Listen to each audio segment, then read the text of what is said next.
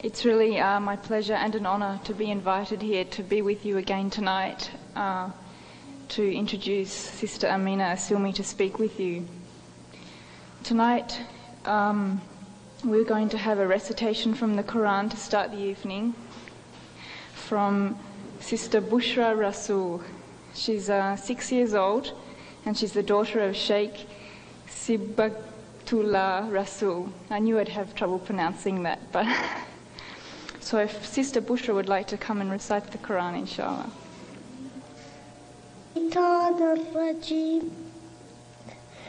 بسم الله الرحمن الرحيم لم يكن الذين كفروا من أهل الكتاب والمشركين منفكين حتى تأتيهم البينة رسول من الله يتلو صحفا مطهرة فيها كتب قيمة وما تفرق الذين أوتوا الكتاب إلا من بعد ما جاءتهم البينة وما أمروا إلا ليعبدوا الله مخلصين له الدين حنفاء ويقيموا الصلاة ويؤتوا الزكاة وذلك دين القيمة إن الذين كفروا من أهل الكتاب والمشركين في نار جهنم خالدين فيها أولئك هم شر البرية إن الذين آمنوا وعملوا الصالحات أولئك هم خير البرية جزاؤهم عند ربهم جنات عدن تجري من تحتها الأنهار خالدين فيها أبدا رضي الله عنهم ورضوا عنه ذلك لمن خشي ربه صدق الله العظيم. You're all here because you've either heard Sister Aminah Assilmi speak already or seen her videos or heard about her.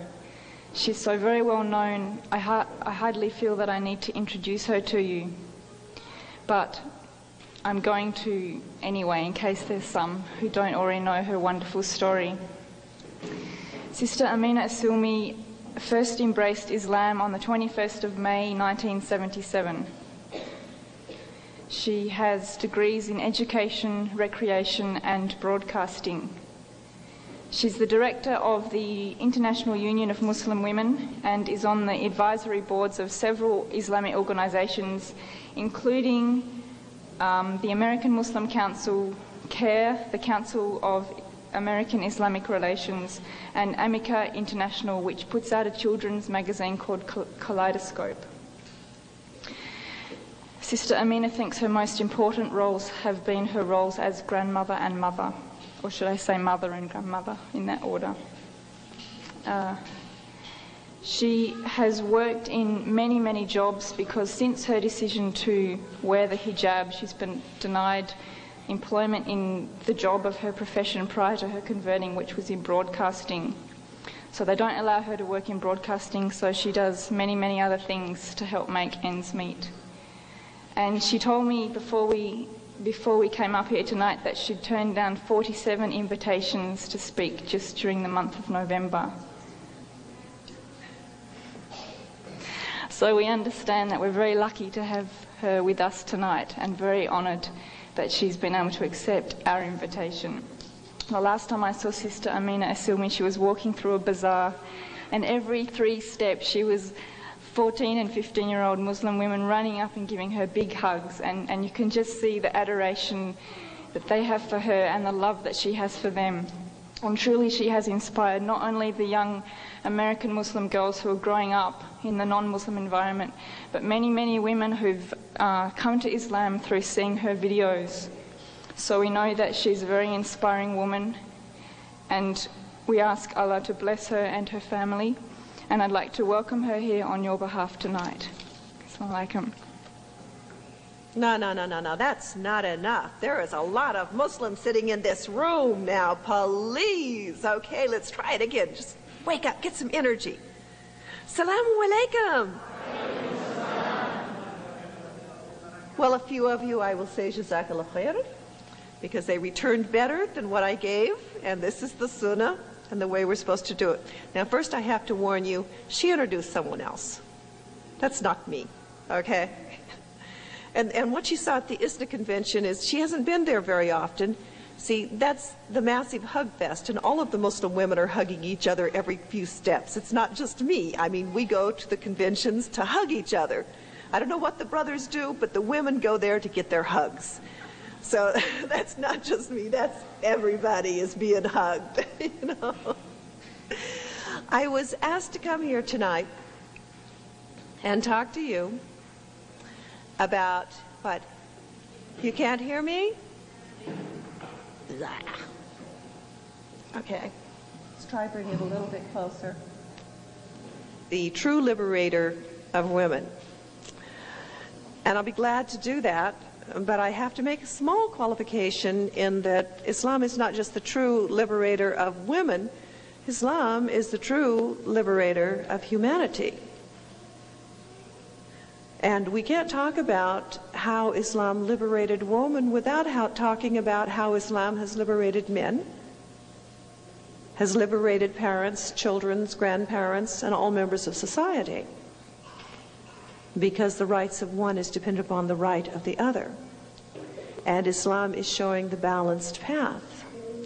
But we will begin with those issues relating to women's rights, and you will soon discover that there's no way to separate or divide the women's rights from men's rights, women's rights from family rights, women's rights from society's rights. And you'll see how totally interdependent we are. Over 1,400 years ago, Allah delivered the Quran to Muhammad, son of Aminah. This Quran was protected for all times, will never be corrupted in any way. This was the miracle of this Quran. And this Quran is here today for all of us to be able to read and to learn and to study and to grow and to improve. In this book that was given to us over 1,400 years ago, through the prophet who became our example, our clarifier, our explainer, we learned many things. Number one, that the man and the woman were equally responsible for the continuation of the human race, and that the role of the woman was every bit as important as the role of the man. And you cannot claim that one is more important than the other, because indeed without the two it cannot occur, except in those miracles where Allah has chosen, as in the case of Adam, Eve, and Isa. Allah did free the woman of responsibility for the original sin. There was a rumor floating around, you know, that all sin came from women, because after all it was Eve who gave that apple to Adam. And it was through Eve that all sin came into existence. Well, the Quran came and revealed to us that both sinned, both were tempted, both sinned, both repented, and both were forgiven. One was not held more responsible for that act than the other. But in another area of the Quran, it speaks about the fact that on the day of judgment, a man must answer for himself, his wife, and his children, while the wife answers only for herself and her children. So a man has a degree of responsibility stronger than that of the woman. We won't make any judgments on that, just something to think about. Over 1,400 years ago, it was ordered that women be educated. It was ordered that all members of society be educated.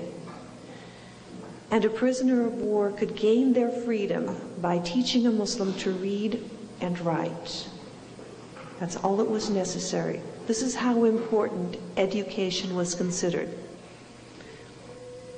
Indeed, the example of the Prophet Muhammad ﷺ shows the importance of education in that amongst all of the women that he married, there was only one who was not highly educated. All of the mothers of the believers were very educated women. They could read, they could write, they studied, they learned, they were brilliant minds. And his choice was the educated woman. Education is vitally important to everyone, and so we are told to seek knowledge if we must go into China or into the ends of the earth, to seek knowledge. Do not forget in the quest for seeking knowledge that the most important knowledge that you can have is the knowledge of the Quran, because all other knowledge is wasted if you don't know what to do with it. And it is the Quran and the Quran alone that gives us the guidance on what to do with other forms of knowledge. So never neglect the knowledge of the Quran and seeking knowledge of the Quran. That's first and foremost above everything else. Well, along with the command that women should be educated, Allah ordered that the woman's voice would be heard. That's right. Our opinions must be heard. Our evidence must be taken. We have a right to be heard. We were given also the right to own our own property, to conduct our own affairs, to dispose of or earn our own wealth and income. And that which we have, that which we earn, that which we inherit, whatever, is ours and ours alone, and no one else is allowed to touch it. We have absolute and complete control over that which is ours. We do not have to use our income to provide for ourselves in any way, because our fathers are to provide for us, or our brothers, or our husbands, or our uncles, or our male cousins. The financial responsibility lays upon the man, and yet the woman has absolute and complete control over her own wealth.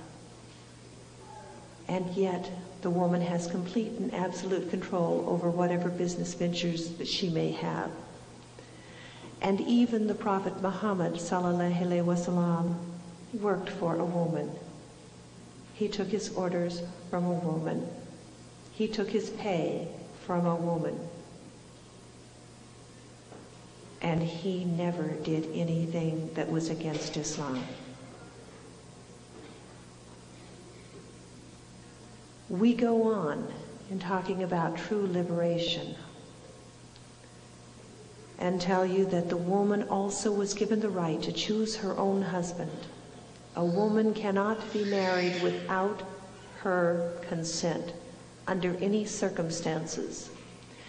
There's a lot of advice given on how to choose the proper spouse for your daughter or for your son. I only wish Muslims of today followed any of them. I only wish the Muslims of today, our mothers and our fathers, gave the girls their right, the right that they were ordered to give to their daughters, and letting their daughters choose their own husbands. When looking for a husband for our daughters, we are supposed to look first at the religious nature of the individual. First and foremost, religious nature. And then you look towards things that increase compatibility. So you're going to look at educational level, you're going to look at social status, you're going to look at a lot of other things, but first and foremost is the religious standing of the individual and their understanding of Quran and Sunnah. And if you choose a son-in-law, no matter how much money he has, if he is not living by the Sunnah, your daughter will never be treated the way that she has a right to be treated. and your grandchildren will never have the joy that they have a right to. And it will be your responsibility because you have chosen your son-in-law for the wrong reasons. As well as a woman was given the right to choose her own husband, the woman was also given the right to divorce. That's right. A lot of people think that divorce is only a right of men. This is not true. You will read in the Sunnah that a woman came before the Prophet Muhammad ﷺ requesting a divorce from her husband. And the Prophet questioned her, and she admitted that this was a very good man. He was a very kind man. He would provide for her very well. She just didn't like the way he looked. That's all. She didn't like the way he looked, and he granted her a divorce. Just on those grounds and those grounds alone. There's a lot of people who talk about, well, you know, divorce laws are not fair in Islam because all a man has to do is say, I divorce you 3 times and his divorce is finished. But a woman has to go before a qadi in order to get her divorce. Let's not confuse culture and cultural practices with what is in the Quran. Think about this a little bit as you're studying Quran and Sunnah. Okay, yes, a man pronounces 3 times divorce. He must wait until his wife is clean from her menses. And then he makes number 1, pronouncement number 1. Okay, so this is not done in a state of anger. He has to wait until she's clean from a second menses to make the second pronunciation, and he must wait until the third menses to make the third pronunciation. He must spend that entire 3 months. His divorce is not granted like this, and he can't stand there and say, I divorce you, I divorce you, I divorce you. This is not a proper divorce, and it's not an acceptable divorce, and it is punishable. Now the woman, when the woman decides to seek divorce, she goes before the qadi. The divorce is granted, finished. I'm not saying this is the way it's practiced in countries. I'm saying this is the way it's written in the Sunnah. It's finished. Now a man, when he takes his divorce, there's a possibility that he can go back with his wife. When a woman takes a divorce, it's irrevocable. Brothers, don't ever make your wives unhappy enough to divorce you, because you cannot have them again. Don't drive your wives to divorce. You may get upset, but don't drive your wife enough to make her get upset to divorce you. It's finished. But I ask you, which one is really easy? Not which one is practiced in different countries, but by the Sunnah, which one? I don't think the man has the privilege in this. Now, one of the wonderful things also is that the Quran has provided the woman with protection throughout her married life. He must treat her with compassion, kindness, and love. These are the words that are used in the Quran. Kindness, compassion, and love. He must work with her in mutual consultation, because on the day of judgment, the man is called to account for every unhappiness that he causes to his wife. Every bit of unhappiness the man is held responsible for. But ladies, don't think you get off. Okay? Because on the day of judgment, you're going to have to answer for the unhappiness you bring your husbands to. Okay? The Quran says we are beautiful garments, one for the other. And when you look at this wonderful, wonderful description of a marriage relationship, beautiful garments, one for the other, and then you think about what kind of garment you would wear above all other garments, and then you strive to be this kind of a garment for your wife or for your husband. You don't want to be a stiff and hard garment that they're eager to throw off. You don't want to be a heavy, overly decorated garment that's not comfortable to wear all the time.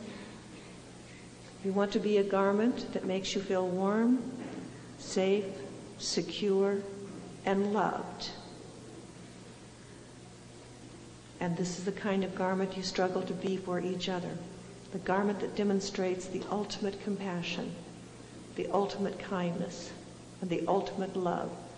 The garment that grows better with years and never wears out, and never grows old, and never becomes worn.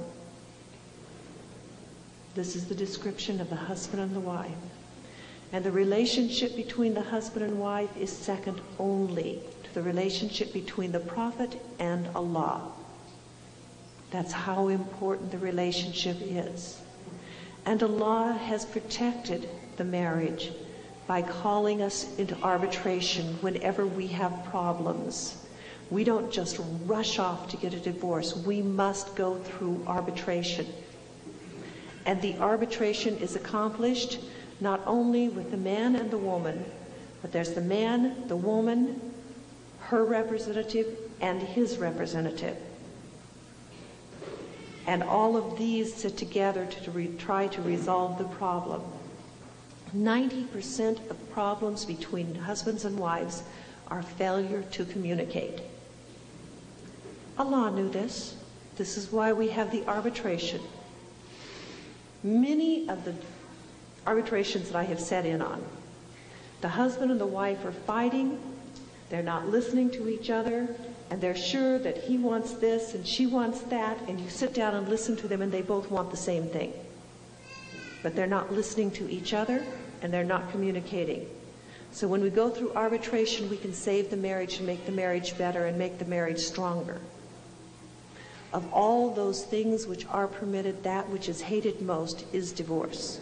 But divorce may occur where it is necessary, because Allah knows that it is better for two people to separate than to live in discord and unhappiness, because their unhappiness will come down upon the children, come down upon the society, and generate more problems. So it is better to separate than to live in discord. Now, in the case of divorce, again, the women were protected, the children were protected, and the man was protected. A divorce in Islam must be amicable. None of this he said, she said stuff. Okay? You are not allowed to talk bad about your ex-husband or your ex-wife. Whatever went on between the two of you is between the two of you and is not to be spread to the rest of the world. Period. You can't say something good, you don't say anything at all. Such wisdom in this. Because when a man and a woman separate, usually what is occurring is they are promptly telling every bad thing they ever imagined about each other. And who is the one that suffers? The child. The child who loves both the mother and the father. The child who needs both the mother and the father. The child who has a right to both the mother and the father. And these two so-called adults are ripping each other apart so much that they forget the needs of the child, and the child is the one that pays the price. Now remember that another injunction tells us that we're not supposed to be listening to the backbiting. So if you hear somebody complaining about how bad their ex-husband or their ex-wife was, you're not allowed to listen to it. You have to get up and walk away, because on the day of judgment you will have to answer for that.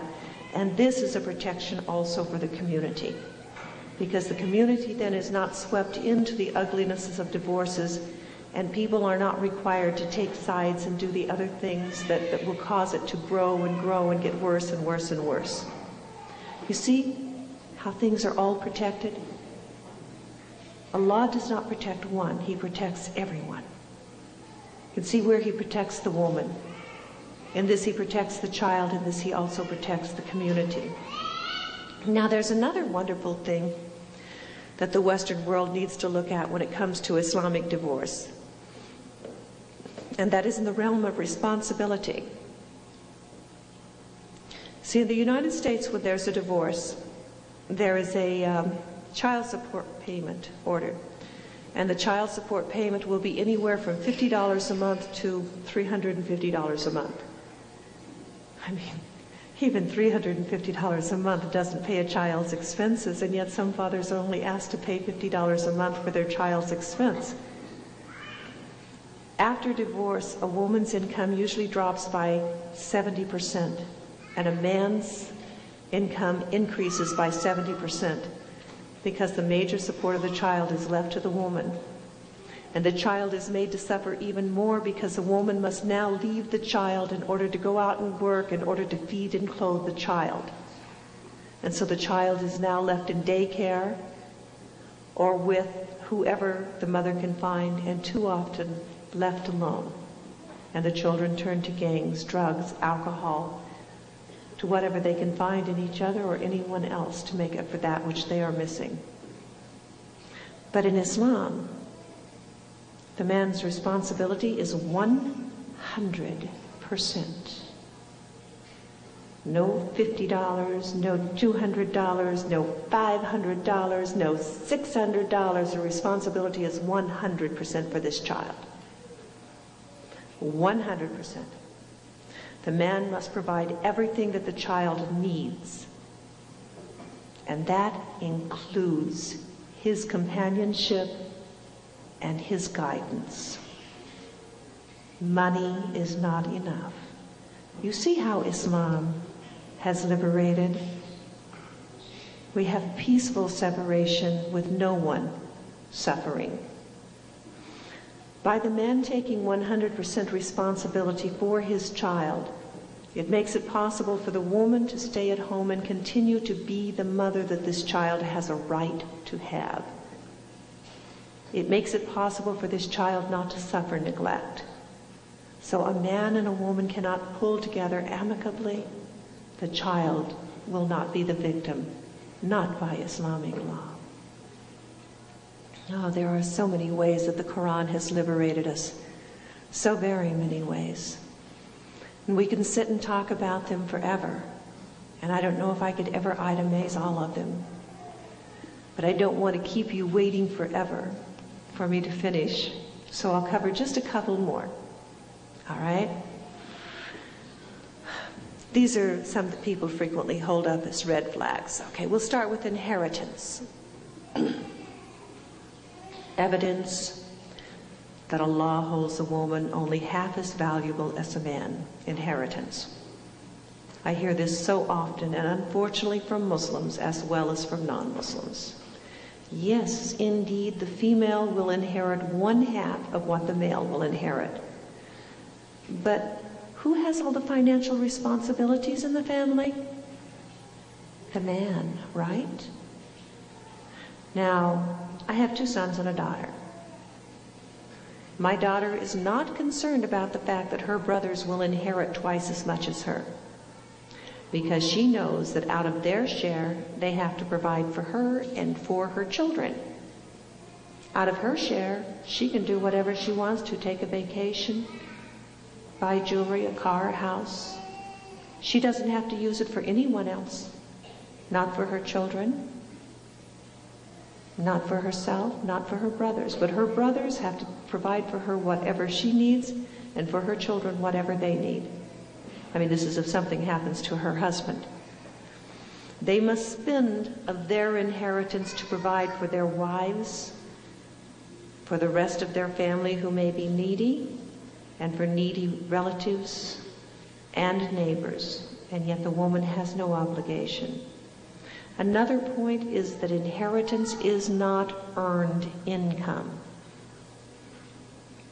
When it comes to earned income, again, Allah, in His infinite wisdom, has liberated all of humanity by declaring equal wages. For earned income, it is equal. But inheritance is not earned income. This is a charity. This is a gift. It is more appropriate that charity would go to the one who had the greatest need.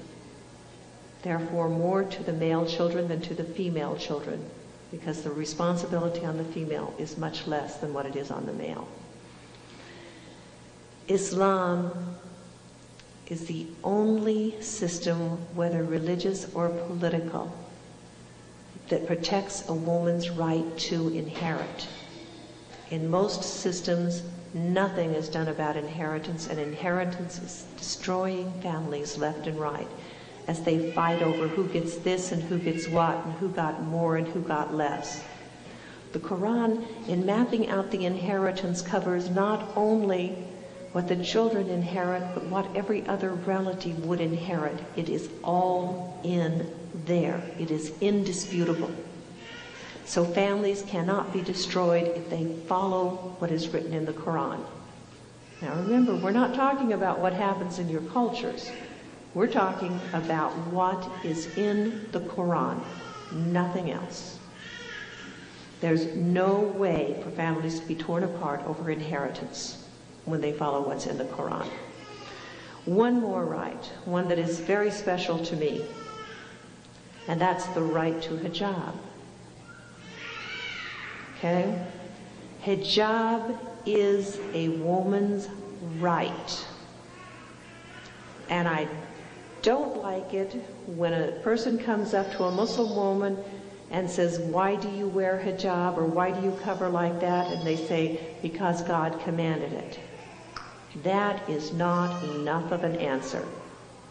You need to let people know this is one of our rights.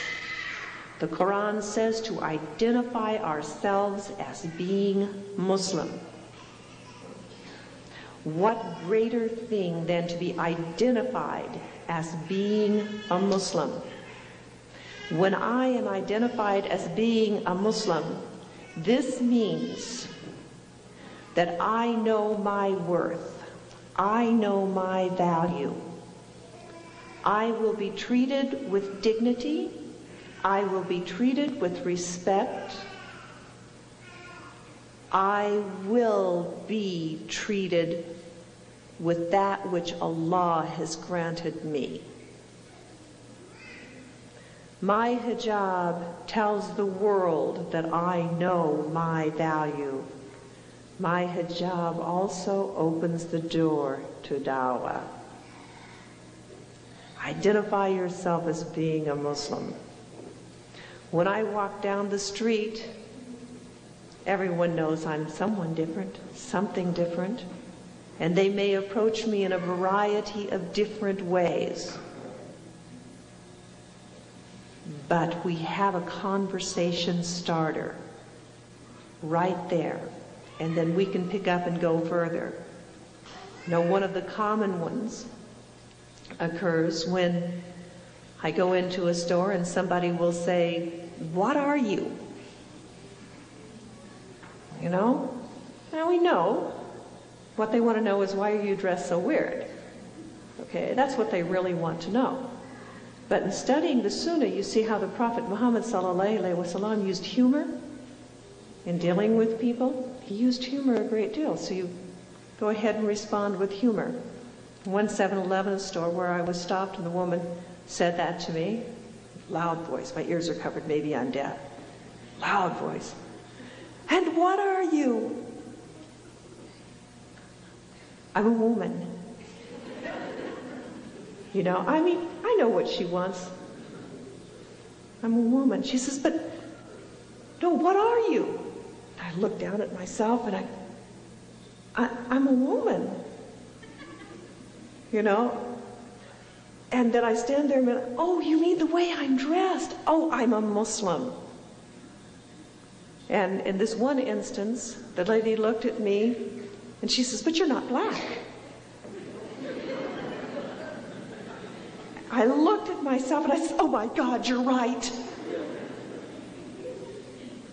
Okay? A little bit of humor. But I was identified as being at least something different. Now I identify myself as being Muslim. Now I have a chance to talk about Islam.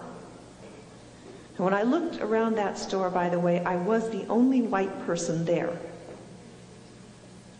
I was the only white person there. And everybody in the store is laughing. I mean, everybody was laughing.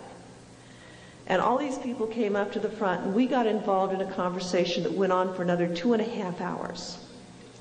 After which I gave them my cards and the numbers of friends that I had in that particular area, because I was just a passerby. I didn't live there. I was a passerby. I didn't even live in that state. I was just driving through. I met that woman a few years later, and she's a Muslim. That clerk became a Muslim. Okay? What was really fun was she told me, she describes this one guy who had been buying milk that was in the store that day. They're getting married. He's a Muslim too. And all from being identified as a Muslim woman. I feel sorry for the brothers on 2 counts. Who's to know what they are? I mean, you look at most of them and they could pass for, they could be Italian, they could be Spanish, they could be anything. Who's to know? Because most of them aren't identifiable. I feel sorry because they don't get an opportunity to demonstrate the courage that a Muslim woman has. Because it takes profound courage to walk out in hijab when you're living in an environment where women in hijab are persecuted. That takes true courage. And the woman is the weaker. I'd like to see my dear brothers go to work in a thobe.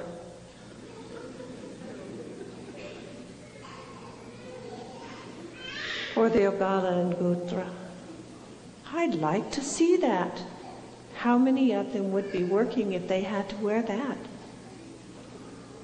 Not too many, I think. But women have more courage than they give us credit for. We go to the store, we go to the hospital, we go to the schools. Everything we do in our hijab. Insha'Allah, proudly. Insha'Allah. I want the world to know that I am a Muslim woman. I want the world to know that I am a Muslim woman. I had a feminist ask me a few weeks ago if I was a different woman if I took my hijab off. I told her no. I'm not different. It doesn't change me. She says, why do you have to wear it then? Only one reason. I want to be identified by everyone I meet as a Muslim woman. I want there to be no confusion, no doubt in anyone's mind. That's a Muslim woman. This is my right. And I will fight for this right. And I will maintain this right. Allah gave it to me, and no one is taking it away from me. Another right that is frequently confused, okay? Somewhere along the line, people got confused on the issue of polygamy. And someone got the idea that this was for men. And polygamy is not for men.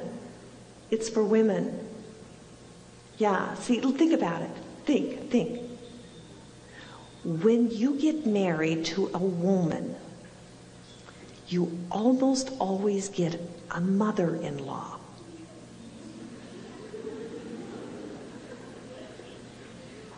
One wife, one mother-in-law. 2, 3, 4, father-in-laws, brother-in-laws. Not only that, but on the day of judgment, you have to answer to Allah for any unhappiness you've caused your wife. 1, 2, 3. Ooh. What is the man getting out of polygamy now? Could someone refresh my memory? Now we've got financial responsibility. The man is 100% responsible for all of his wife's needs. 1, 2, oh my. Again, what was it that the man was getting out of having more than one wife? You see, that's the confusion. They got this Christian concept, you know, that God only did things for men. God didn't do everything for men. Polygamy is only of benefit to women. It's the woman who benefits. We have a sister that we can trust completely, that we never have to worry about anything with. We have a sister that's there to help us in all times and in all ways. More and more women are choosing their own co-wives, and the marriages are working better because the wisdom of the woman in choosing her co-wife is that she recognizes that this is someone she has to share her life with, and she chooses someone who's compatible to everyone. While the man in his little vision there frequently chooses for the wrong reasons and chooses two people who are incompatible. Now don't get from this that I'm saying that men are not allowed to have more than one wife. Polygamy serves a very valuable social function. Polygamy is something that is good. Polygamy is something that is necessary. Polygamy is something that no one can forbid. You do not have the right to forbid the practice of the polygamy. Not under any circumstances. You have a right to educate each other on what the true practice is supposed to be, but you cannot forbid a person. Let's look at some of the social benefits of polygamy, okay? Now, if you were to look at, I don't know, here in Canada, do you do censuses? This government does a census? Okay, you might check the Canadian census. I'm familiar with the census in the U.S. And every year I'm checking at the updates from the Census Bureau just to see if things are changing. And things are moving right along the way each year. Increasingly, there's more women than there are men. And the ratio continues to increase, more women than men. Islam, unlike other religions, recognizes that women have rights and needs other than just for food and shelter. And those rights and needs can only be met in marriage. Only through marriage. Now, if you have more women than men, and you take and you marry every man to a woman, and you've got 20 million women out here without a husband, but they still have the same rights and needs, what is supposed to happen with these 20 million women? Some people say they can live a life of deprivation, do without. It has been proven that women who live in deprivation in this way have more psychological problems and more physical problems. We were designed to be pairs. We were designed to complete each other. We were designed to be interdependent. So this is not acceptable. There was a nun once who told me, well, women should turn to each other for that. Well, I'm sorry, but we're Muslims. We don't accept lesbianism. It's not acceptable to turn to another woman for gratification. So we won't even discuss that. The option that is practiced most is that one woman will steal the husband of another woman. But we still have 20 million women without husbands, only now we have children affected and the community is affected. And it becomes like a disease that tears everyone apart. The last is that we can want for our sister that which we want for ourselves. And that's what a woman wants. A woman wishes for her sister that which she wishes for herself. Polygamy is a scary thing, not only for men, but for women as well. It makes women nervous, it makes men nervous, extraordinarily. But it's something that you all need to take a look at, because there is nothing that was permitted by Allah that is not good for us in some way. Now, most men cannot handle a polygamous relationship and will gladly admit it. I got engaged in December after, what's it been, 15, 16 years. I got engaged in December. And things were going along great until I introduced him to my co-wife. And, you know, at first he's going, okay, sure, uh-huh. You know, and he sits and he talks to her and he's talking to me and he says, you are really serious? And I said, yes, you know, she's going to be my co-wife. And he says, do I have any say in this? And I looked at her and she looked at me and we said in unison, no. I want a co-wife. This is who I want. If you want to marry me, I want a co-wife. Well, he chickened out. I mean, he just plain chickened out. We stayed engaged for a couple of months and talked about it, and he finally says, Aminah, he says, I'm scared to death of this. I'm scared to death of this. He says, I'm just afraid that I might not be just between you. And I can't take that chance. We both went, oh, well.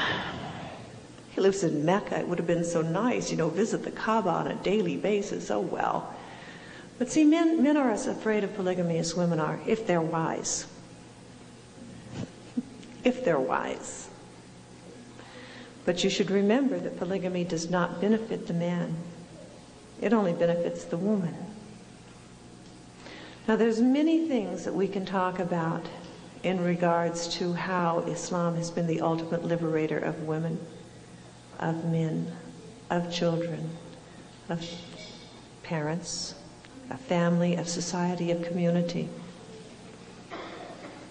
And we can be here as long as you want to tonight, and I'll try and answer all the questions that you put to me as best I can. But I cannot leave my little podium here without saying my 2 cents on something that is extremely important to me. Okay? I really want everyone to listen very carefully to what I have to say at this moment. Okay? Sisters, please, just 1 minute. If you didn't want to listen about the women, I let you off on that. I won't let you off on this. Okay? I want everyone just to listen to me for 2 seconds or more. Okay? You are Muslim. Muslim means that you live in submission to Allah. You cannot live in absolute submission to that which you are not familiar with. You, as Muslims, must return to reading the Quran and reading the Hadith, studying the Sunnah, and applying it to your lives. On the day of judgment, you will answer to Allah for what you have done and what you have not done, and that includes seeking knowledge and applying the knowledge to your life and your existence with each other. At this time, we, the best of ummas, suffer the greatest level of persecution. At this time, we, the best of ummas, live on the lowest incomes worldwide. At this time, we, the best of ummas, have power not over ourselves or anyone else. There is only one reason. The blame does not lie with anyone else except with each one of you. We cannot blame the Jews, we cannot blame the broadcasters, We cannot blame the Christians, we cannot blame the governments, we cannot blame political systems. We could not be conquered from without until we destroyed ourselves from within. And we cannot return to power again until we build that which must be built from within first. We must know Quran and Sunnah. We must apply Quran and Sunnah in every aspect of our existence. No more excuses. No more excuses. No more laying the blame on anyone else. It's us. We must become Muslims. People say we need cultural basis as a point of reference in communicating with each other. This is what they use to justify to me. This is why we identify ourselves as Egyptian, as Pakistani, as Indian, as Jordanian, as Palestinian, as whatever. We have one point of reference and only one point of reference. Yo boys, hello, hi, I'm here, microphone's mine, you want to talk, we'll talk later. Get his attention and let him know I'm talking straight to him.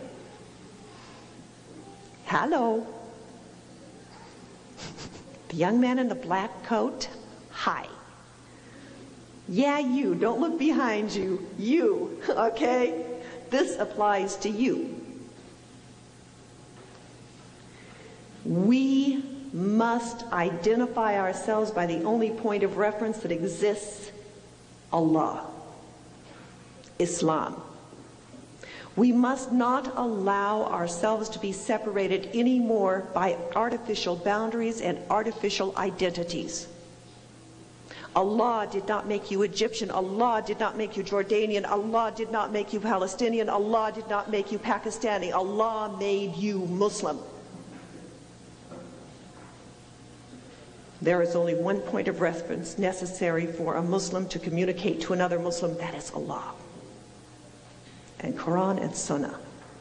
We cannot allow ourselves to continue to be ripped apart and to be destroyed from within by accepting artificial boundaries and by allowing anything but Allah as our point of reference. And so before I go to question and answer tonight, I am begging you to take time every day to read Quran. 10 ayahs a day, that's all, 10 little ayahs a day. I'm not saying sit down and read the whole book. 10 ayahs a day.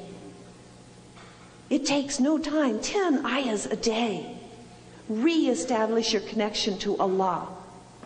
Re-establish your identity as a Muslim. Read Quran and read Hadith. If you want to read all of the other books, alhamdulillah, fine. But don't forget Quran every day. This book testifies for or against you on the day of judgment. Don't put your Quran in a pretty box on a shelf. This book testifies for or against you as to not only did you read it, but did you apply it. Do not allow your children and your grandchildren to grow up in oppression. Do not allow your children and your grandchildren to suffer as we have. Return to the only point of reference needed by a Muslim, Allah. I thank you very much for inviting me here.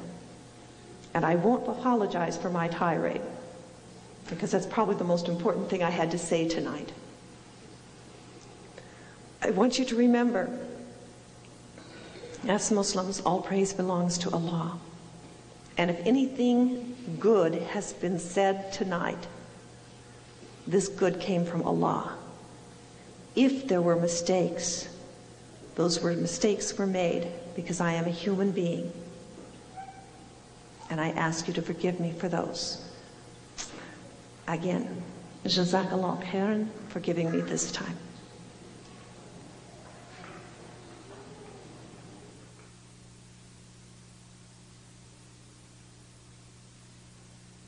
Assilmi, thank you again for your extremely inspiring talk. And I hope that we can take the challenge to just read those 10 ayahs a day. And we thank you for reminding us once again of the beauty of the Quran, the beauty of Allah's plan for humankind, and the beauty of the man and the woman relationship in Islam. And I pray that Allah guides us and helps increase our faith and our challenge to make us the best ummah worthy of the name Muslim. Okay, now we're going to break for some dinner, and then there'll be question and answer session. We'll have dinner, pray Isha, and then we'll come back for question and answer, inshallah. So I think Brother Fahad's coming. And inshallah, I ask Allah subhanahu wa ta'ala to help me remember one of the key things that she has said. That is that we could not have been destroyed from without. We could not have been conquered from without if we had not destroyed that which is within. I think that these are deep words that we need to reflect upon, and that we need to go back within ourselves and rebuild that which is within ourselves. Sister Aminah Assilmi, may Allah subhanahu wa ta'ala bless you, and may Allah subhanahu wa ta'ala help us that we can benefit from the clear and lucid advices that you have given to us. Inshallah.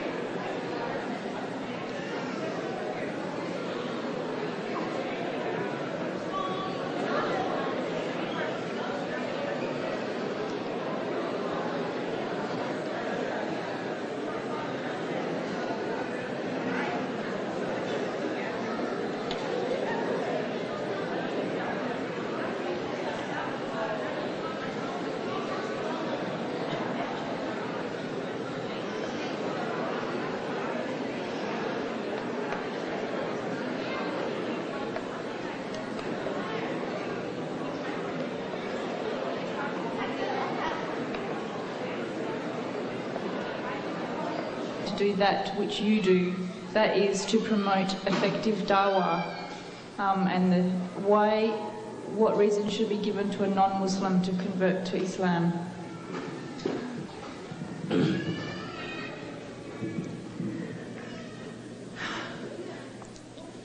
Okay, doing dawah effectively sometimes can be very complicated, because a lot of people want to jump in there and explain to the non-Muslim everything that's wrong about what they're doing and why they shouldn't believe what they believe, and why, tell them how haram they are. When actually, if we study the Sunnah, you'll find a much better way of doing dawah. And that is by living Islam. Let them learn Islam through your conduct and the way that you are in every aspect of your life. Be sure that you greet everyone with a smiling countenance, as is required in Islam. Be sure that you are treating people with compassion, kindness, and consideration. Be sure that you are being in the right way with your children, with your wife, with your husband. Be sure that you are conducting your affairs in the proper way, that you are dressed properly, that you are behaving properly. Be sure that you have the knowledge to answer any question they bring to you. And from there, shwaya, shwaya, slowly, slowly. There was an old saying I heard when I was young that I never understood until after I got involved in dawah. The hungry man is always eager to eat. Think about it. The hungry man is always eager to eat. You give them a little bit at a time. If they ask about hijab, don't tell them why we pray 5 times a day. Answer the question about hijab and let it go. If they ask a question about another thing, answer it and let it go. They want a short answer. They don't want a 2-hour tirade. But always remember, again, studying the Sunnah, And the way you approach them, with kindness, with humor where it's appropriate, with patience and tolerance. Remember that if you attack, they will defend. And when they defend, they cannot hear. So don't bother to attack them. Don't point out what they're doing wrong. Give them the truth and give them time to accept it. Becoming a Muslim after living your life as something else is not an easy decision to make. I know, I made it. And it was not an easy decision to make. It's scary. You have no idea how terrifying it is to someone to think that possibly they have been on the wrong path their whole life. And not only to think that, but to live in fear that if they go to the right path, their families and friends may reject them. It's a very serious thing. So don't push them. Give them a chance. Give yourself a chance. And let it come slowly. And what was the other half of that? With American Indians, and if so, can you describe the experience? See, when I set out to do dawah, that's okay, he's all right, let him go. He can come up here and talk. I'm cool with it, okay? Look, when I go out to do dawah, I don't set out to do dawah. I do not set out to convert anyone to Islam. But every human being that I meet, no matter who they are, is going to be introduced to Islam. Not by me even saying the word Islam, Allah, Muslim, or anything else. They will be introduced to Islam through my presence in the way that I will conduct myself. I don't set out to do dawah with a particular group of people. That does not mean, I haven't gone out to Native Americans to try and bring them to Islam. However, quite a few have come to Islam. And it hasn't been a hard journey for them if they are the same heritage that I am from, because the first wave of Islam in North America came through the Cherokee. Islam was in North America in the year 850, brought here by Senegalese sailors. The second wave of Islam came with the slave trade, but the first Muslims in North America were the Cherokees. I happen to be one. And many of our traditions and many of the things that we do are still very much in line with Islam. And so for many of my people, we're finding, oh, now I know why we did that. Now I understand why we did. Oh, okay, that makes sense now. So we're refinding the Islam, and many of the Cherokee people are coming very excitedly as they rediscover the roots of what we have been doing as just cultural practices and discovering what they really are. But I don't set out to convert any group of people, so I can't tell you how to reach a particular group of people. I reach people one person at a time. And I think it's the only way to go. It's one person at a time, one-on-one.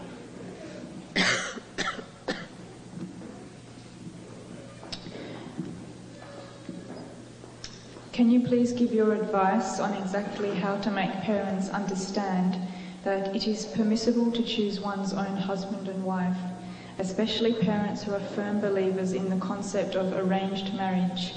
How can this be done without creating discord or disappointment? How does one approach one's parents? After I answer,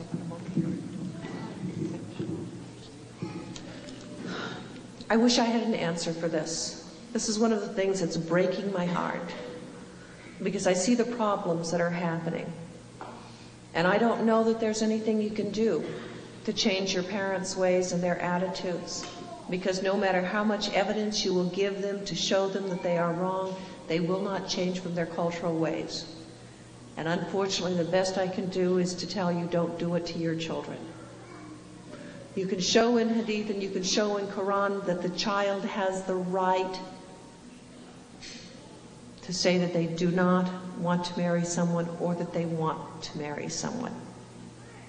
They have that right. That does not mean that your parents will change where they stand on it by any means because the cultural practice is too strong. And I have no answer, no way to solve the dilemma except for beg you to not do it to your own children, to remember yourself and not do it to your own children. We live in times of enormous ignorance amongst Muslims. Enormous ignorance. I'm sorry, that's the best I can do for you. Just say don't do it to your own children.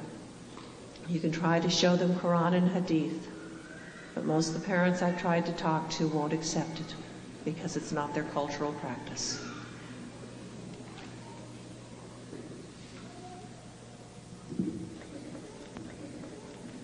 Can you please comment on the dilemma faced by our younger women? In high schools, they are bombarded by messages to be worldly, physically perfect, etc. As well, they are forced to interact with male students in group work. How should they feel strong at a time they are most vulnerable? Actually, the guys are going through a lot too. They're not as apparent to the other people because they don't dress properly. I mean, some of them wear bathing suits and tight jeans, I know, I've seen them do it. But, they go through a lot. They have to make choices all the time. They have to make choices if they're going out for athletic events, for any kind of sport.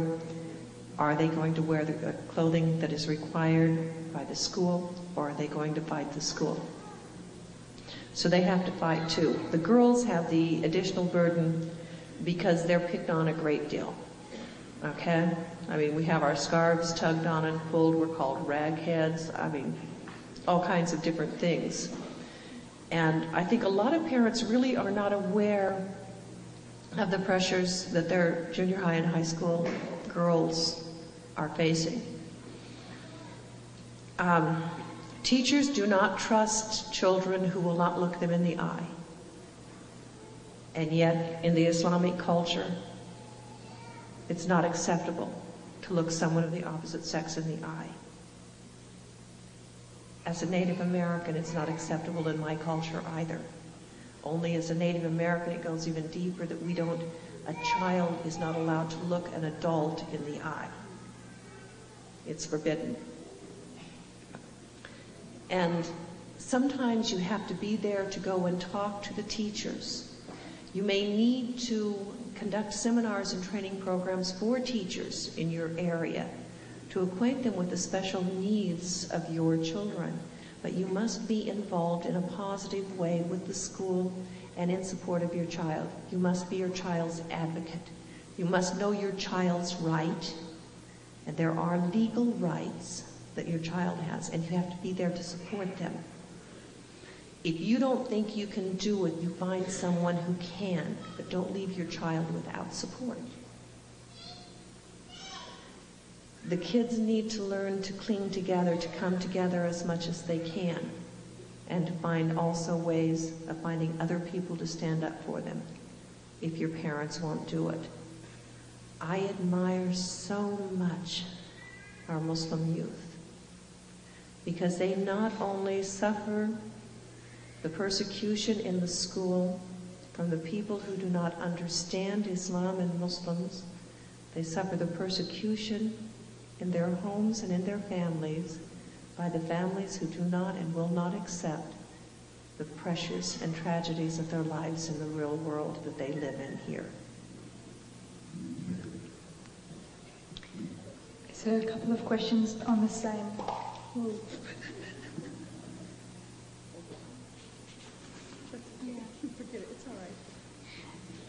There's a couple of questions on the same theme. According to Islam, can women work outside the home if they have young children and even if their husband's working? So they leave the work and so they leave the children with the babysitter. Is that all right? Okay. A woman is allowed to own a business, to conduct her business affairs, and cannot be prevented from whatever is necessary for her to own, operate, conduct her own business affairs in any way. All right? Now, in Islam, we're supposed to have extended families, all right? We have special problems here because we don't have the extended families, and people are afraid of polygamy, and so they have no choice but to leave their children with strangers in daycare centers and other things like this. I don't know that it is forbidden, but I do know that on the day of judgment, you will answer to Allah for all of the negative things your child will learn while in the care of another person. You will answer on the day of judgment for the insecurity that your child develops because the parent was not there to love them and hold them and comfort them and encourage them and help them to develop as full human beings. You will answer to Allah for all of the deficiencies that will develop in your child because your child has to depend on himself or herself more than on the parent who wasn't there.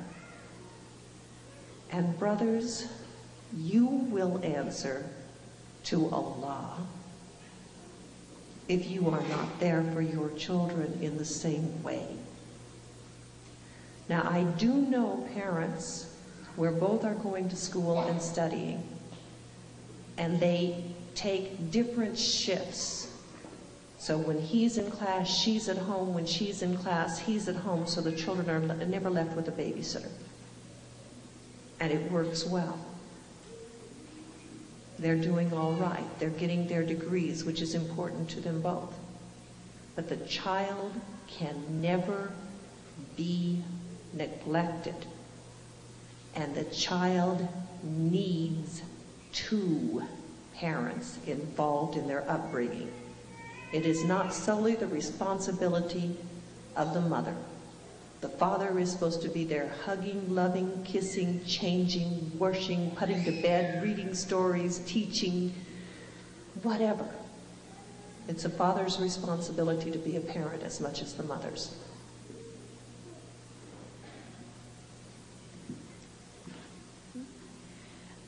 There's a hadith which says on the day of judgment more women will be in the hellfire. Can you explain this?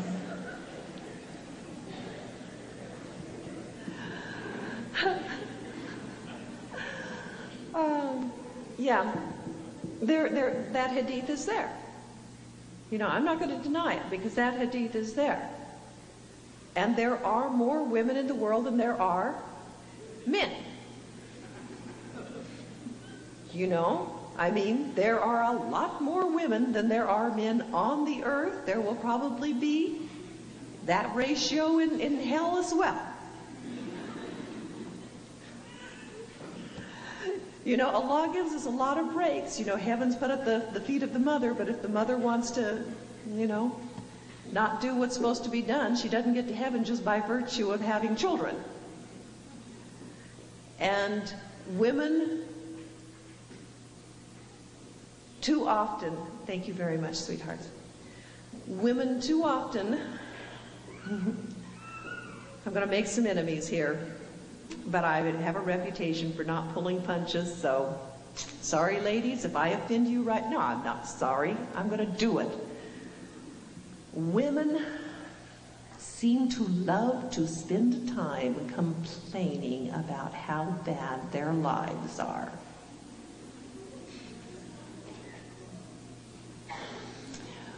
Rather than studying Quran or playing with children or teaching children or being joyful and being alive, women like to sit around and talk about, oh, this was not how I planned my life to be. If only my husband had done this, then we would have this.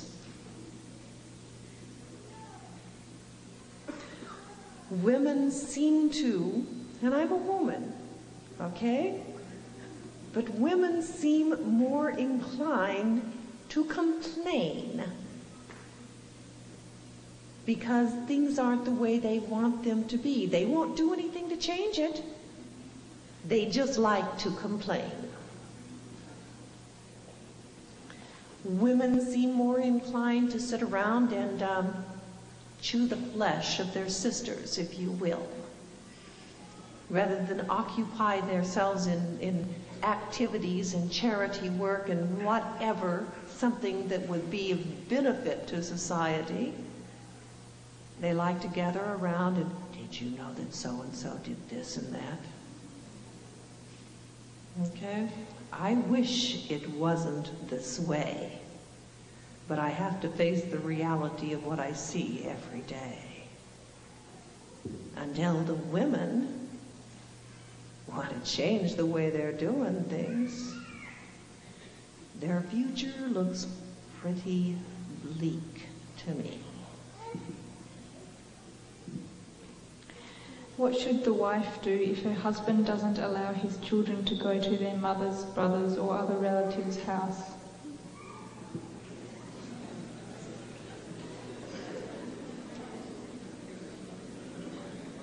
To their mothers, brothers, or Relatives of the wife. oh, to their mother's brother. Okay. Well, you know, we have issues where the husband does have the final say on things. And we face the reality that a lot of our brothers don't mind facing a law and explaining to a law why they would break the ties of family. And since the breaking of bonds of family is one of the worst things that we can do, you know, this brother, whoever he is, you know, I feel sorry for him, but he seems not to be afraid of a law in the least bit if he's trying to do something that would cause a breaking in the bonds of family. Now, I also have sometimes people will talk about, well, you know, but my wife's family is not Muslim. And they, you know, they don't want their wife to associate with her own parents because they're not Muslim and things like this. I have to warn you, even that is forbidden. Okay? Whether they are Muslim or not, the family ties cannot be broken. And the wing of mercy will be lowered to the parents no matter what their religious belief is. The only thing you can do is to try and show them in Quran, show them in Hadith, and encourage in a kind and polite way. It doesn't help to yell and scream and throw things or even to cry and stomp your feet or threaten or anything like that. But a lot of times honey will work where fire doesn't. And so I advise you to try a little bit of honey and a little bit of knowledge to try and educate him. And brothers, lots of luck on the Day of Judgment. There are several questions around this theme. I'll read one of the questions. I have these Western friends who are always picking on the fact that in the eyewitness case, 2 women are needed as to 1 man. I say it's only on financial matters, where women, due to their different roles, may not be as well versed in money matters as men are. But they say to me, what about Benazir Bhutto, for example? Can you help me answering them? You know, I wish that I were more knowledgeable, I really do. This is one of the points that is sometimes the hardest to explain, because people will pick on anything and everything as a point to argue on when they just want to argue, and you're not going to be able to necessarily convince them of anything. You need to remind them, yes, indeed, it is only on matter of economics, on money, that it requires 2 women to 1 man, so the man cannot put pressure on his wife, and so that unhappiness wouldn't be generated as easily. So it's a protection for the woman and a protection for the marriage. that he can't push his wife because he has to find another woman as well. All right? You can also remind them that there is another time in the Quran where a woman's witness is stronger than a man's witness. And even if a man says one thing, if the woman says contrary, the woman's voice is the one that is supposed to be heard. So there's balances all around. And in Islam, all rights are not the same, and same is not necessarily equitable. But in Islam, all things are equitable. Each right is balanced by an obligation. And this is the thing that makes Islam different, is that each right is balanced by an obligation. Assalamu alaikum. The Adhan will be sounding soon, so if we can prepare for Isha, inshallah, and then if you come back, there'll be some dessert and some time for some more questions. Thanks. 60 questions up here. I cannot possibly deal with them. All right? I'm going to try and deal with the ones that I think are more urgent. The others, if you want a written response from me, then you can leave your address and stuff, and I will do the best I can as far as answering them and send them to you. If yours is not dealt with, I'm sorry. And getting angry at her is not going to get an answer for you. All right? I will answer as many as I can, but don't take it out on Kathleen again. Okay. Where are we at? We're here. Okay, so there's a couple of questions on this theme. What do you think the brothers can do in order to be identified as Muslims? What is a proper Islamic clothing for the Muslim brothers? Oh, yes, I forgot to talk about Islamic dress for men, didn't I? Okay, sorry about that. You guys are not getting off scot-free. There is an appropriate dress for the Muslim women, hijab for men as well as hijab for women, all right? Now, most of you should know I have seen a couple who seem to have forgotten, all right? Men are not allowed to wear tight-fitting pants. It's forbidden. So don't do it. Men are not to wear any clothing that reveals their shape and form. They are to be modest. A man is not to wear a shirt and then unbutton it to his waist to show his hairy or non-hairy chest. It's not acceptable. Men are not supposed to be wearing swimming trunks unless they cover the aura. Okay? Knee to navel, loose fitting, does not cling either in the water or out of the water. Those little bicycle shorts that go down to the knee but are so tight that it doesn't look like you have anything on from behind, not acceptable. All kinds of things that the brothers are doing, not acceptable. And actually, you need to look at finding better ways to be recognized for who and what you are. You are Muslim men, men of dignity, men of value, men of worth. You do not need to dress in ways to draw attention to yourselves any more than the women do. I mean, sexual attention. You should always be clean, neat, well-dressed to the best of your ability. You should not smell bad. Please, you should not smell bad. Your hair should be clean and combed, and your beards the same. There are requirements for men as well as women. Okay, what is proper Islamic clothing to identify Muslim brothers? This is what brothers do, okay? What can brothers do? Well, I just told it. That's it. Finished. There's quite a few questions about the hijab, so I'll sort of try to summarize and give you a few. What about hijab recovering the face? How do you answer when people say the hijab has just cultural roots and therefore it's not a command from Allah? So if I feel comfortable being Muslim but don't want to cover with the hijab, then that's okay. How do you narrow the gap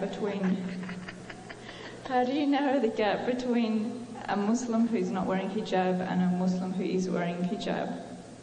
No, read this one too. Read this one too. Sister Aminah Assilmi, your dress reminds me of the Christian nuns. Can you recommend a dress for Muslim women which can be recognized as totally Muslim or Islamic? Hey, whoever wrote this, you need to study the history of the Catholic Church, okay? Nuns didn't come into existence until like 13th, 14th century. And isn't it amazing that the Catholic Church, when they looked for what would be the appropriate dress for the most pious women in their religion, turned to the Muslim women for their example. We did not copy the nuns, babies. They copied us. Okay? Hijab is not a cultural issue. Hijab is an issue between you and Allah. That's an issue between you and Allah, and you will answer to Allah if you refuse to wear it. But I don't want you to wear it for social acceptance. I don't want you to wear it because it makes someone else happy. I want you to wear it because you know it's the right thing to do. But if you refuse to accept the knowledge that will show you this, remember on the day of judgment you will answer to Allah for every day that you have refused. Which books in English do you recommend for youths and for teenagers? And one more. You said that we should go to China to seek knowledge. Is it only Quranic knowledge or any knowledge? Okay, we must seek knowledge, okay? We must seek all knowledge. But no knowledge is worth anything if it does not have Quran, okay? All knowledge is of value, but you do not know how to use the knowledge unless you have the basis in Islam. As far as the books to read, my first recommendation, Quran. And if you do not know Arabic, read it in the language that you understand. It is not going to help you to memorize Quran in Arabic if that is not your language. You need to know the meaning. The magic is not in the sound. The magic is in the knowledge that is contained, and you must obtain that in the language that you understand. It is beautiful to have your children memorize Quran in Arabic. It's wonderful. I wish all children would, but I wish they would learn what the Quran says first, because that is what's going to help them. Quran first, in the language they understand. Second, Sahih Bukhari. Third, Sahih Muslim. And if you can get through that much, you're going to have a real good, solid knowledge. What do we do if some imams in some mosques preach that women are evil, that women was created from Adam's rib and crooked, you can't straighten it? 1, do we walk out of the mosque? Or do we just listen to him patiently and accept his preaching? And when men die and go to heaven, they are expected to be rewarded with milk and honey and fair maidens. What do women expect in heaven? Milk and honey and fair men. Okay, it doesn't do any good to make a scene in the masjid. Okay, should you listen to it? You can listen to it and ask Allah to forgive him. Listen to it and ask Allah to give him knowledge. Listen to it, ask Allah to give him wisdom. He's probably not going to listen to you. If he's saying this stuff, he already thinks that you're not of value, so he's not going to listen to you trying to correct him, okay? He's not going to listen to it. And if his understanding of hadith is as weak as the way he's trying to use that, ask Allah to forgive him. Is it haram to wear makeup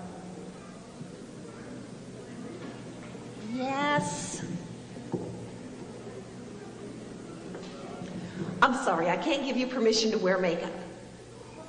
If you want to wear makeup at home with your husband, alhamdulillah, Allahu Akbar, because we are to make ourselves beautiful for our husbands.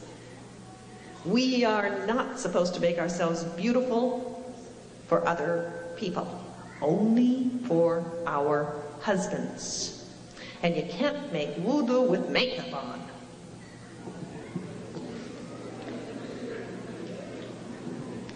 I am a female Muslim in Islam. I have a few good non-Muslim friends.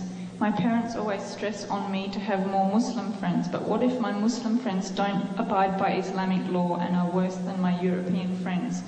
Would it be better that if I stick with just a few good friends who are non-Muslim?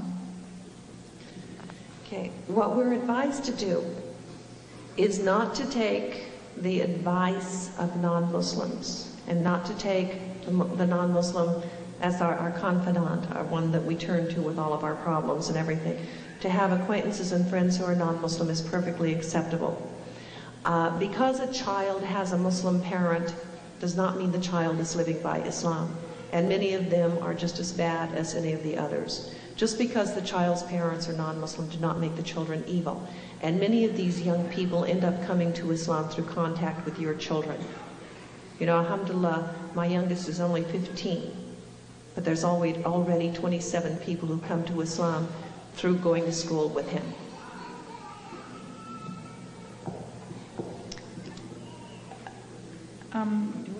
We're doing okay. There's a few here around a similar issue. The questions are sort of different. I'll read them all and then you can think.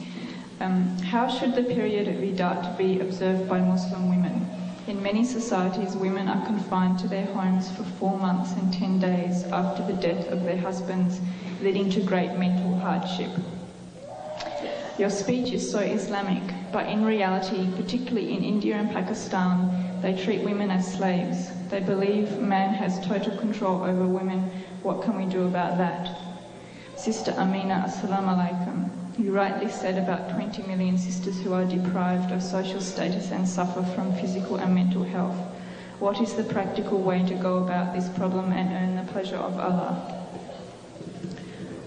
Okay, it's really true that in many places, you know, societies, not Islam, but societies and cultures are oppressing not only women, but children and other members of the human race as well. We cannot change the whole world, but we can change the environment in which we are. We can change the community in which we are. We can see that in the community in which we live, that these practices are not continued. And that through all of us within the one community, then inshallah we can spread back into others. I've been to Pakistan, so I know, okay? I'm fighting the Zina law there because it's illegal. It's totally wrong, all right? The period of that does not mean that you have to be locked in your house, okay? It means that you should have limited contact and exposure with men who are going to soon be marriageable to you, all right? So you're supposed to avoid that. Even in that, you are allowed to conduct your business affairs. Even in that, you're allowed to go to the masjid. Okay? Even in that, you're allowed to do a lot of different things. But when you are in that, you should not look at, speak to, or have any kind of dealings with a man who will become marriageable to you. And you should always be in the company of a mahram.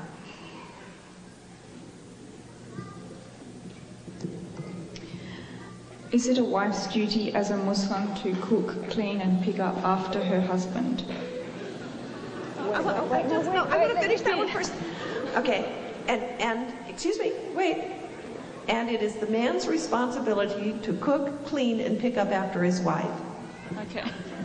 So the second part of that question is, I know that we are to obey our husband in things Islamic. If he tells us to do these things that we just mentioned, do we have to do it and please him?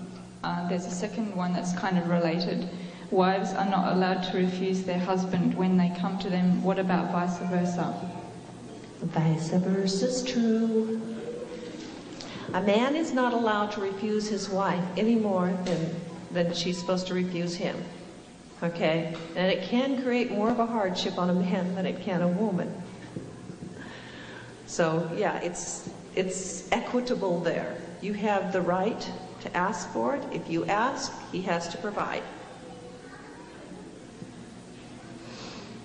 Okay. Some people are going crazy here. That's okay. Okay, about the cleaning and picking up and so forth. All right. Actually, no, it's not her obligation or responsibility Islamically to do any of that. When Aisha was asked what the Prophet Muhammad ﷺ did in his home, she responded that he cleaned, he cooked, and he mended his own sandals. That was the Prophet of Allah. Okay, you guys aren't marrying servants. You're marrying beautiful companions. She is your garment, not your carpet. Okay? Her obligation is towards the children. She has an obligation in regards to the children.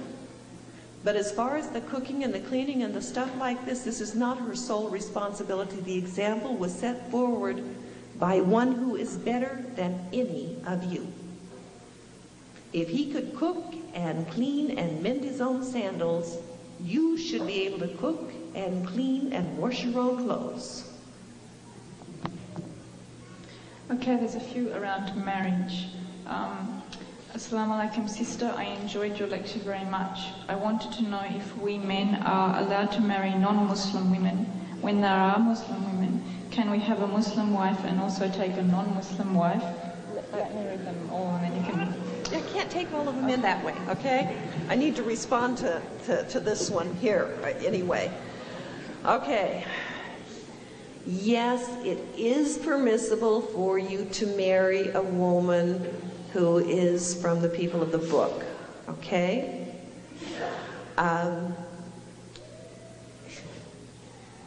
You can marry them. You cannot require them to practice Islam. You, in marrying them, cannot assure that your children will have teaching of Islam no matter what you do. You know, so you're asking for some problems. When you do it, you need to consider what you're looking at. I see so many instances where brothers have married non-Muslims believing that they were going to bring them to Islam. They failed. They end up in divorce. The children are given to the non-Muslim parent, and the children are being raised to hate Islam. And you need to consider this, okay? In planning who you're going to marry, what's the first thing you're supposed to look at is the religious nature of the woman. The religious nature of the woman. That's the first thing you need to look at. You are allowed, but it is not recommended. Very high on the list. Can you have a non-Muslim woman and a Muslim woman as wives at the same time? You can have it, but I'll bet you anything the non-Muslim woman's going to have you in jail. Real quick. Since marriage is a sunnah and not a fard, do you think it's okay for a woman to choose not to marry? I prefer not to, as I can take care of myself. Finding the right person, settling down and staying married seems to be more difficult than it ought to be. And there's another one that's kind of related.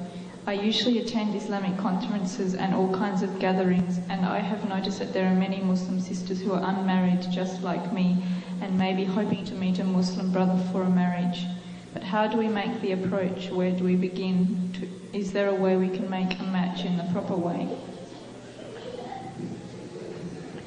All brothers who are not married, please stand up. No, I'm kidding. Okay.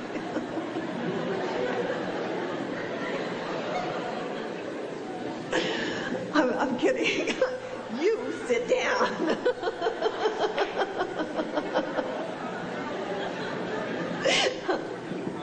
Okay, let's deal with the first issue first, all right?